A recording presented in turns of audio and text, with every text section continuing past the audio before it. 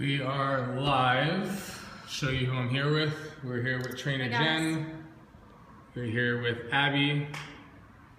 Here with these guys. Today we're going to be talking about some topics that we generally hear about. Who else is here? Muffins over here. Muffers. We're going to talk about a couple of things that we hear, and this might be new terms to some people. Flip this over a little bit. What's up, guys? Wait for some people to get in the room. I guess the two, would you qualify them as like methods? Flooding or suppression? I guess it's kind of like a method to a degree. It's like a theory slash. Yeah, I guess like practice and stuff, because people have their opinions about everything, right?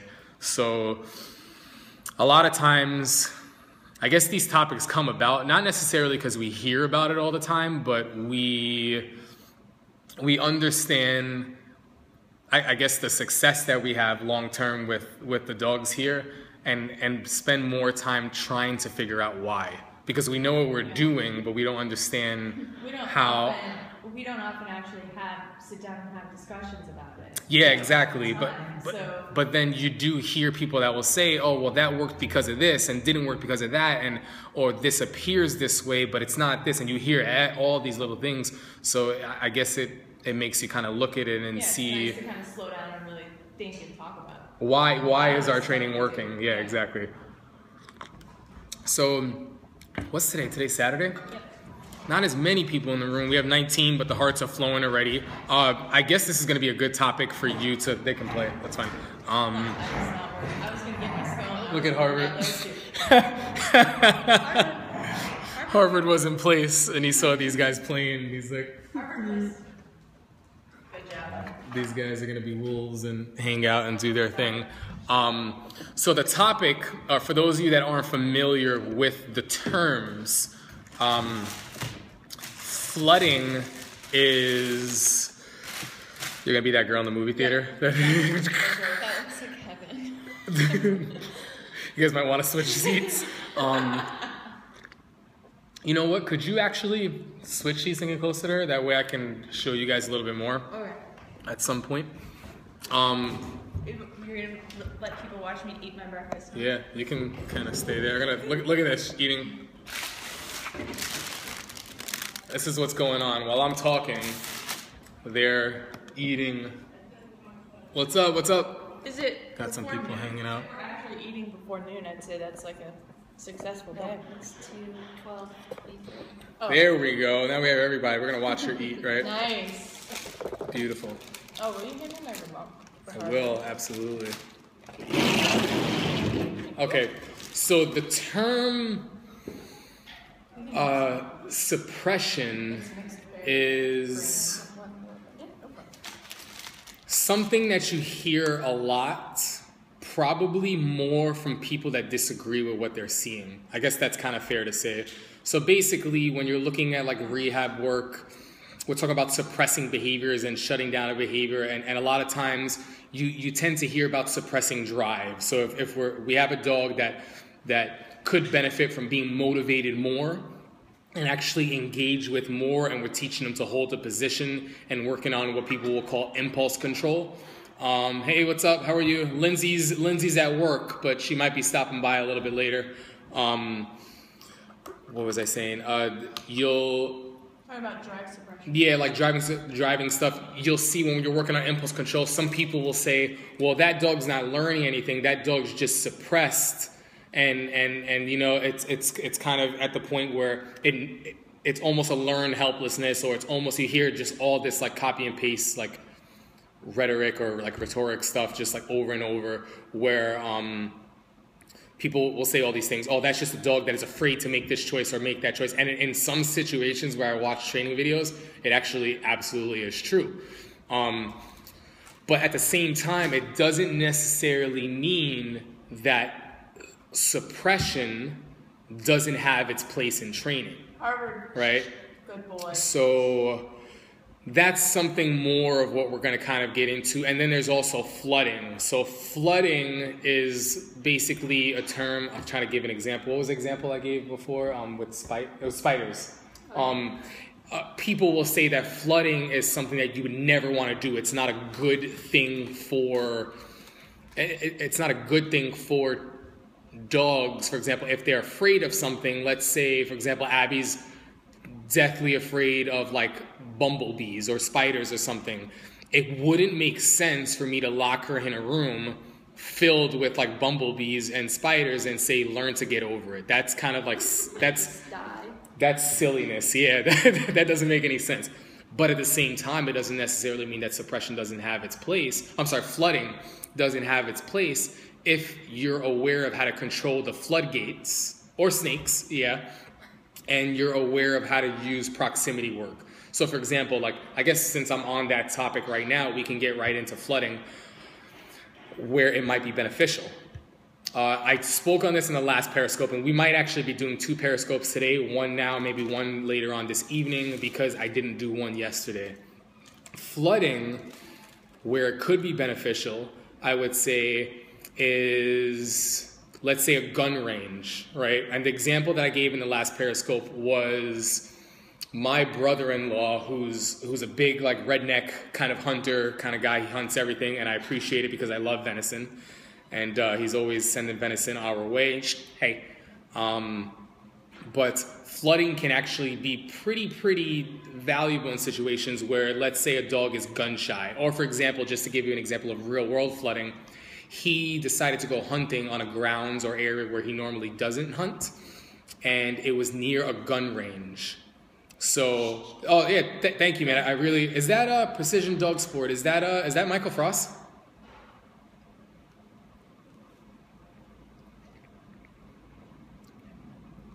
Dude, somebody just messaged me, and I don't know if I deleted it. It was on Instagram or Facebook. I was exhausted last night. It was like 2 a.m. And they might be on here. If you're on here now, somebody was asking about you, and I sent them your way for a workshop or something. I don't remember. But in any case, thank you for joining. I appreciate, especially someone like you. For those of you that don't know Michael Frost, Precision Dog Sport, type something again. Make sure you follow him. I'm not sure how many Periscopes he's doing, but you can check out his work on like YouTube, on like Facebook. The guy is like killing it. Like he's like new in the game, like new in the field. Like, I guess you can say new. It didn't come out of nowhere, but like this dude is like great. Based out of New Jersey, he's doing a lot of good stuff. Definitely, that's him right there. Check him out. I didn't get out to you this time around, but I got to get out to you again so we can definitely work dogs. We appreciate each other's work and do similar stuff, but very different at the same time. And I learn a ton from him, and obviously he's like learning from me as well. So it's pretty cool where you have people that are in the same line of work, but doing things different at the same time. You can never stop learning, right? So definitely check him out. But for flooding, so my brother-in-law was at a gun range, and the gun range he was at, dude, yes, definitely, yeah, PM me for sure, was at a gun range, and because his aim sucks, he went to shoot a deer and missed. And this deer was grazing. The dog, or the deer, clearly heard the gunshot and probably heard it like hit near him because his aim isn't that bad. And the deer got up, stopped grazing, looked around for a little bit, didn't see anything, and continued to eat. That is 100% because of the exposure or the degree of flooding that this deer was exposed to throughout his life. Any deer in the wild that wasn't exposed to the sounds of guns going off regularly in the background would have heard that and would have taken off, and you missed your chance and your opportunity. Like flat out. Like there's no way, right? But because this deer lived around that sound, it didn't represent anything to him anymore. So that's a form of flooding, to a degree. Dogs that really fear gunshots, or dogs that really freak out over thunder, the sound of thunder, over fireworks, a lot of that is because of lack of exposure and a lack of consistency, right? So if we were to bring some degree of consistency into the dog's life and teach him how to function through it, and we could, what I say, control the floodgates. So in this case, we're dealing with volume, right? I can start really low with volume with a dog that's already used to working their food and teach them how to function through it, where they might go, I don't want to eat when I hear that sound, but they had to learn how to eat it, and I'm not like hitting them on max with the volume of like this gunshot or this thunder or this fireworks. They learn how to get through it, and every single time it's time to eat, that sound is faintly there. They learn how to function. Eventually I raise it. You can successfully get a dog over that sound or that fear or that association. That's probably more of why dog trainers and dog owners struggle with 4th of July and stuff, because they don't train their dogs around fireworks all the time, or storms or stuff, aside from like the pressure of thunderstorms and stuff, but that's a different topic. But like the sound itself, how often are they practicing their dog working around it, except for when it's the 4th of July, except for when it's the week before the 4th of July, or it's during the thunderstorm that they want to work on it? It's not enough practice, right?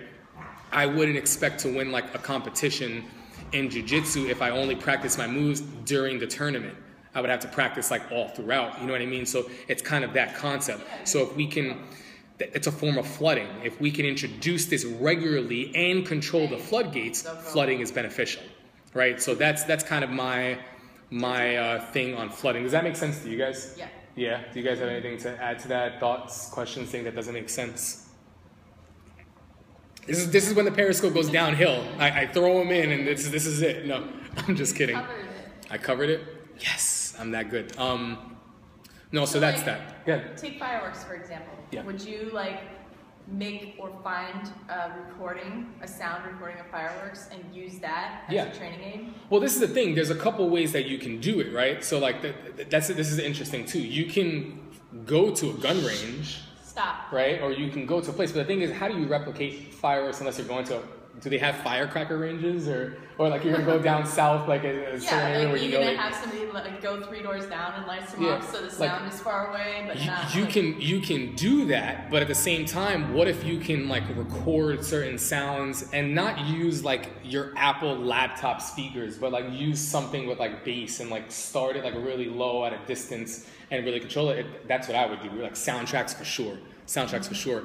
But it also shows you like old school, like a lot of athletes do this, and usually like fighters that train, they would train in high altitude levels. So they would go to like Arizona, or they would go like where they can't really breathe the oxygen the same, and they'll train there so that when they go back to where they need to be, they're like they just don't get tired. Now what they have is like those masks that reduce your breathing. I don't even know what they're called. Do you know what they're called? I don't know, but you've seen them, right? Yeah. That do it for you. Lifting weights in the gym with them on. Yeah, exactly. So, I mean, some people do it just to look cool, but like some people are actually training for stuff. That's a form of flooding in a way too, because you're bringing that to you. You're not necessarily going to it, but it's the same concept. You know what I mean? So you're controlling the floodgates with that. So I guess that kind of covers flooding. Do you guys have questions about that before we move on to suppression? Before we move on to suppression.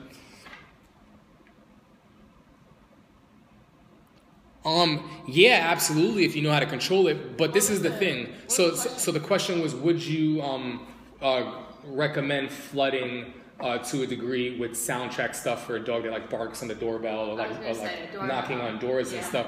Yeah, but here's the thing that's really important. Before you go into like learn how to deal with this and you can't do nothing else and like you have to do this and that's that. Don't discredit dogs for being the intelligent species that they are.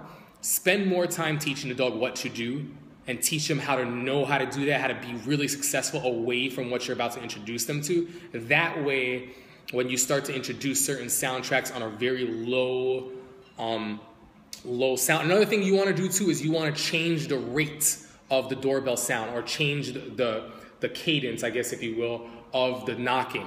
So if knocking is dun, dun, dun, dun, dun, dun, dun, and it's so loud, that's a trigger. You might want to change the sound to just every now and then it's a space, and then dun, dun, and then nothing. So there's different ways to play around with this so that you can help the dog to be successful as you gradually open the gates or up the volume and really make it more challenging, if that makes sense, right?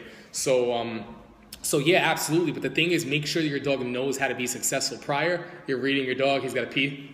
Yeah. make sure your dog knows how to be successful prior, so that when you start challenging them more, you can say, hey, I know this is tough, but I'm going to ask you to do something that you already know how to do, that you've been successful doing. And guess what?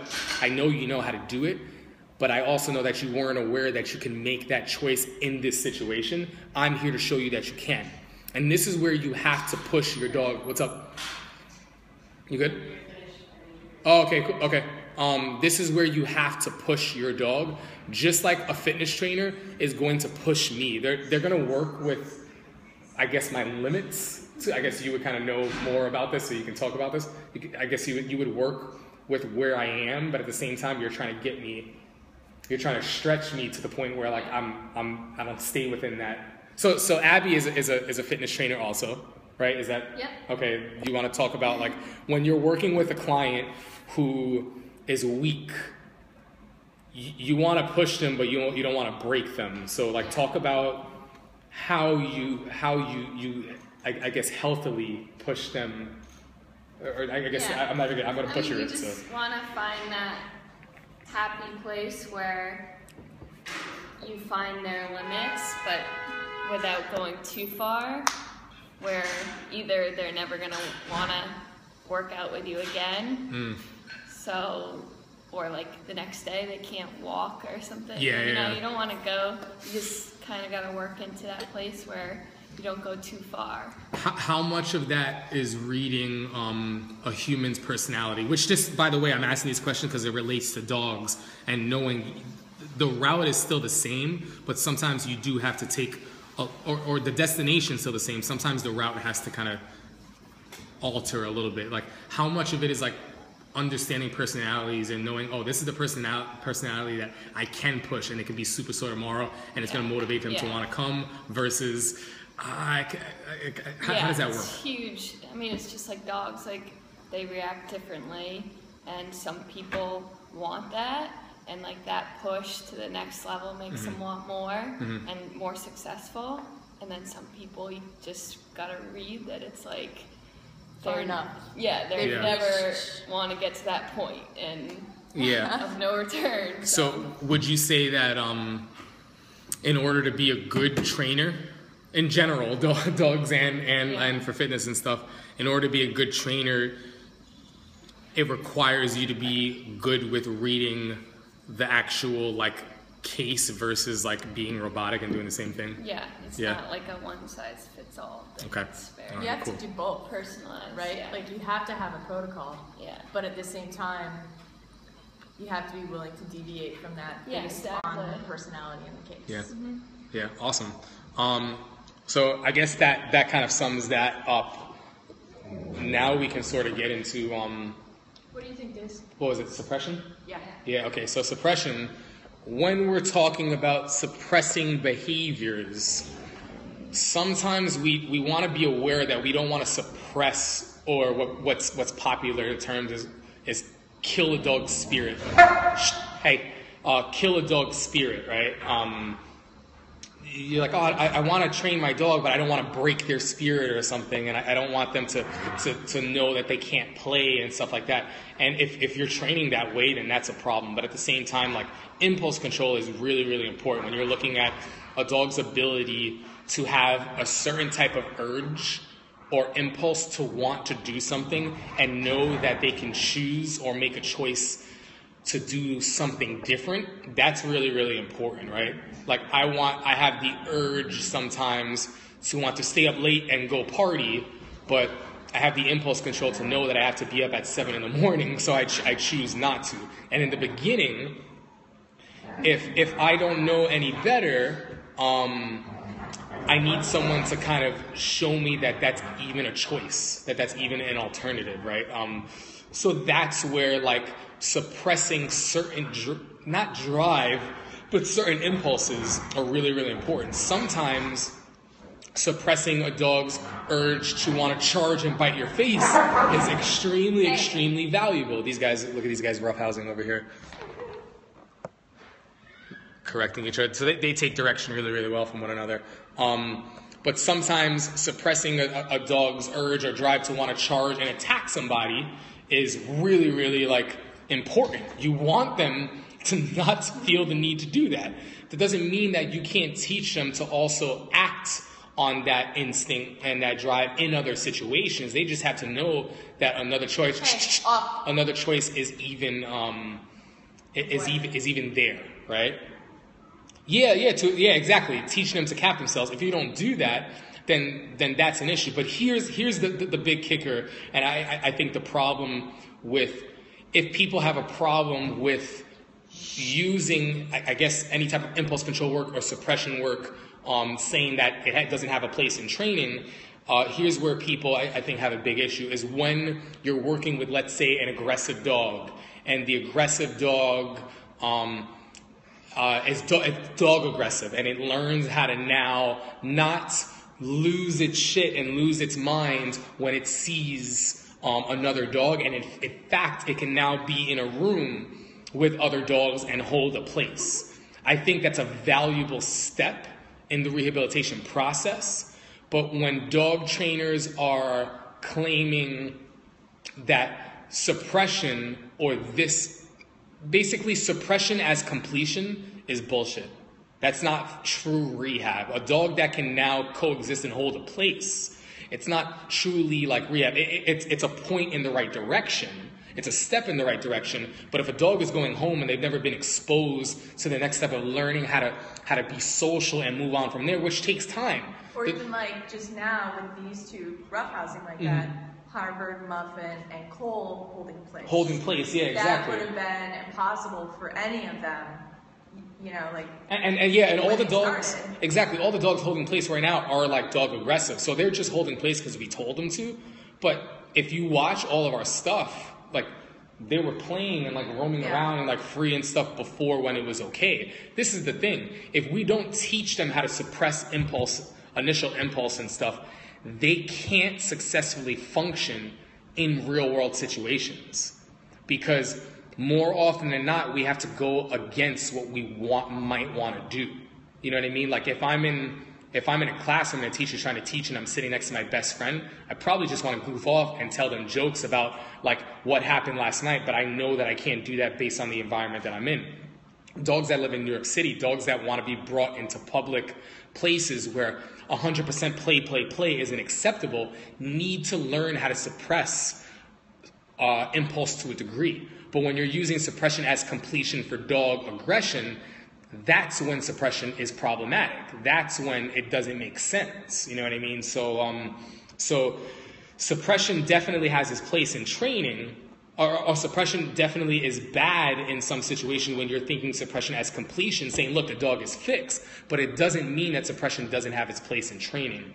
And that's something that I would imagine every level-headed individual understands. The people that go off the deep end and are like, oh, look, yeah, that's bad because you're just suppressing behaviors. You shouldn't be suppressing dogs in general. Like, stop reading what you hear online, like the copy and paste stuff. It just doesn't make any sense. Yeah, I mean, you have to have a degree of suppression in order to teach a second choice. You know, you have to suppress that initial impulse, and then you can move on into teaching the correct behavior. Yeah, exactly. And then another thing is, like, going back to flooding too, is like, for example, like I used flooding, and I use flooding really, really often. I just control the floodgates even when I'm not controlling volume. When in New York City, you have to, it's always going to be some type of flooding because you have to expose them to a degree. You want to make them as comfortable as possible, but you still have to push them. Yeah, right? I mean, we don't have a yard. We have to take them outside. Like, we have to take them outside. So you know certain areas. You know the East River. You know where it's going to be quieter, where there's going to be joggers. You also know when to be super close to the joggers and like the runners and the skateboarders, and when they're kind of on this path, and you want to be away and have the dog see it but learn how to function. So there's different ways to kind of use flooding to your benefit. Same with like highways. So like we had a client that lived in like a very like suburban area of Connecticut, and the dog always lunged and chased cars, like to attack them, to the point where if it was off leash and a car went by their house, it would run into the street and probably get hit by a car because it wanted to bite the tire. Now that's a real problem. How do you work with that if you don't to some degree learn or I guess begin to expose the dog to it. And that's essentially prey drive, right? Yeah, it's some form of like prey drive to an extent. Like if you're thinking about it, like people can get into the science, but to a degree, it's a form of like prey drive. So would I really expect to work with this dog in that environment where every one car every hour drives by the house, and when that happens, we're going to do this? Or would it make more sense to bring the dog to a highway and not be in the middle of the highway playing Frogger with the dog, but like be off to the side and use the highway so there's so many cars, the dog is forced to kind of get over it to an extent, but do it in a healthy way where you're pushing, like you said, but you're not pushing too far. Like flooding is 100% beneficial in that situation. So people. And how much foundation work would you do before you? Oh, it's everything. And right? Yeah, that's a very good point. So this is the big thing, is that just want to make sure I'm getting like overwhelmed by hearts here. It's me. It's because I'm. It's a problem. It's because you guys here, I'm getting more hearts than ever. I'm just kidding. This is great, but no, I'm not. But. Wait, what was the question? What did you ask? The question was, how much foundation work would you do before flooding? This is when foundation work is critical, because you want the dog to be successful. Like you'll hear people that will say like, oh well, you don't want to use corrections, or you don't want to do this because the dog doesn't know any better. Well, I think that's the big problem if you're not spending time teaching the dog, like, what to do and what to expect and to know better. Then that's a big problem. But once that's known, by walking every day, and we didn't walk a huge chunks. Yeah, exactly. But you did flutter to a degree. You know what I mean? So it's like, that's the big thing. If you're not teaching them what to do outside of the issues, and you're getting them real good and they don't have an expectation, then you're just jumping into the problem. That's putting too much pressure on a dog. But if you're spending foundation time building the foundation, getting that sturdy, the dog knows how to be successful, the dog knows what to expect. Then when you're going into disagreeing, and that's a form of correction. Sometimes a correction is an interruption. Sometimes you're disagreeing, you're saying, nope, don't do that, do this. Sometimes it's correction, don't ever do that again. But you're working with the dog, and you're starting to add corrections, and you're starting to show them, I don't want you to do that, I want you to do this. You're using some degree of suppression because they know better than to do that, and they've been successful. Then you're going to be successful because you spent time doing the foundation stuff. So foundation work is everything prior to jumping into the problem. That's really, really important to know. They don't freeze in a situation when they're flooded. Yeah, and then you can actually push a dog more because they know what to expect. Yep. You're really limited on how you can push a dog and the results and stuff that you see when you're not teaching your dog. So I think it's really like communication, right? Yeah, absolutely. You're sort of taught the dog a new language, and now you have this open line of communication, and you can start to expose them to those more difficult things, and they're looking to you for the next step or what to do in that situation. Yeah. Here comes Andrew in a second. You guys are going to get to see him. So that's an interesting topic. Like all these people that will say, oh, well, it's not fair to do this or do that because the dog doesn't know any better. It's not fair to teach a dog not to know any better first before you're going into that. So, but don't dismiss down them real quick. Dogs for the creatures that they are, because they're extremely intelligent. So if you're teaching them what to do and they know what to do, why would you restrict them from additional information to teach them what not to do? It doesn't make any sense, right? So that's the scope. That's pretty much it. I'll show you who just jumped in here. We got Andrew. That's A. Travis. What is it? A. Travis 527? That's A. Travis 527. He's also on Periscope. You can see lots of cool things that he's doing all the time. As always, we're going to do a little Q&A for questions that you have, if this makes sense. I'm actually going to bring this a little closer so I can actually read this. Also showed, if you guys have questions, now is the time to ask away about the scope or just dog behavior questions in general. I'll ask a couple, and then we got to get going. What time is it right now? It's like 42. Okay, so we should probably get these guys maybe out and down, or it's up to you, because we do have a client coming in, a new boarding train client on their way in a second. So, hey, did you interrupt that? Lots of cool things going on right now. Yeah, no problem, buddy. No problem at all. Working on that heel. That's the rewind command. Nope. Follow through. Cole, here. Use your body. Walk into him a little bit more. There you go. Sometimes you have to step in. Go low. Sometimes you have to step in a little bit, Jen, before backing back up because you're too far away. He can't see you there. All right, I'm gonna head back in there. What's up? No, PJ's not here. PJ's back home. You guys can kind of do your thing here. I'm gonna go into the reception room and answer any questions that these guys might have. PJ is famous, yeah. Michael Frost. Yeah, Muffin's over there in the corner just chilling. Michael Frost says he loves that rewind. Oh, yeah? Yeah. You guys don't have any questions? Gotta have some questions.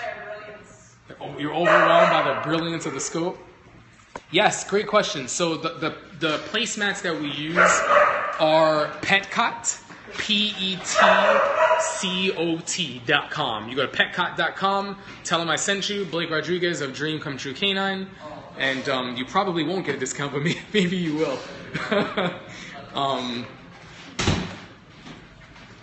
Petcot.com. Yeah, so you might want to reevaluate your flooding, and before you jump into using what your dog struggles with, get your dog successful without it in other ways. You need more foundation work, right? So that's what I'll focus and focus on controlling the floodgates, right? Being in control of the proximity and the distance that you're working at, and also knowing your 100%. So when I say knowing your 100%, knowing what your 100% is for that day. I want to be successful. I want to get to this point. That's my 100. I'm not going to push anymore. I didn't know what you meant by that. I'm sorry. Oh, I see what you're saying. Yeah, so she's suggesting that you might not be showing the dog another option besides fear. They don't know what else to do. They've never learned the other alternative solution or option. Now you're just bringing the dog to what they struggle with, and the dog is like, I just know this. You try, you work on something, it doesn't work, and then you give up. So the dog is like, I just stay here and I act like this, and I know eventually it's going to end. So we've never taught the dog to move forward. There's different things you can do. You can work with feeding.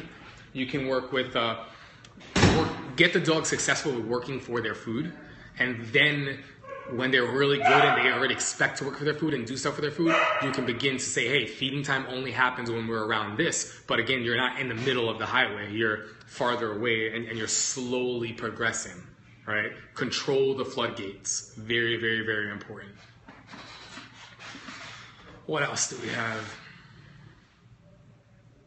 Hey, dude, I actually, I wore it yesterday. I just didn't do a Periscope yesterday. It's literally on the floor by my bed right now because I took it off when right before I went to sleep. But I was wearing it all day yesterday. So I'll get it on for a Periscope for you. I promise. Yeah, no problem.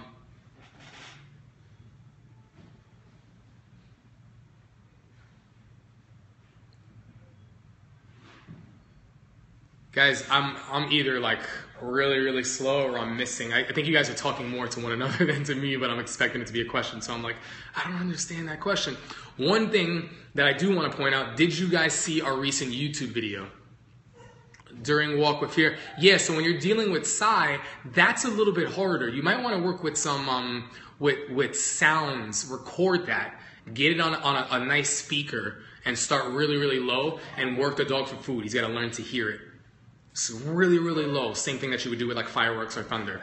Start with that. And then if you know that sanitation trucks and stuff come out at a certain time, be within that vicinity, but just to the point where it's just a sound. Don't like bring your dog like right to it and try to get him to walk by it. You're probably not at that point yet, right? So that's really the only alteration I would probably make.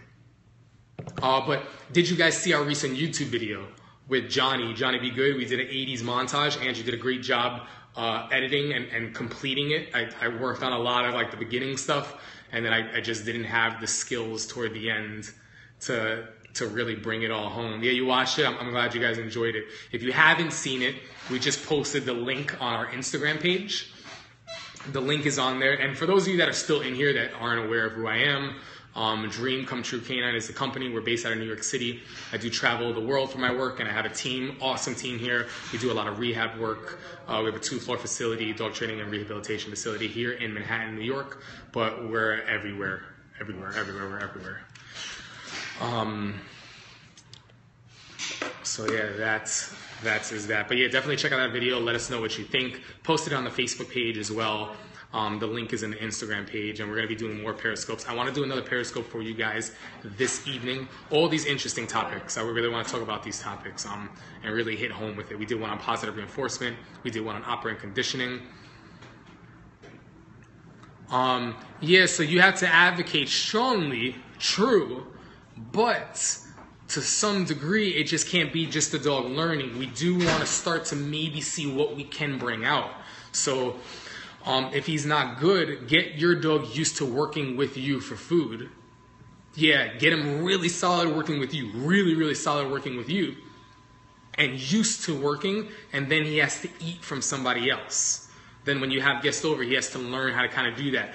But you don't want them kind of the human being involved. You want maybe the dog's brave enough to just come up to them, take the food out of their hand, and you already have recall solid, call the dog off, and then you place him, and that's your 100%. And once that gets good and that's easy, you slowly find ways to push for more without it going. The body language is always predictable. You just have to get better at reading it. I've learned that over time. The unpredictable body language doesn't exist. There's some that are a little bit tougher to read. It is always there. It is always there. Some dogs abandon more common cutoff cues, and a lot of that is because cutoff cues didn't work.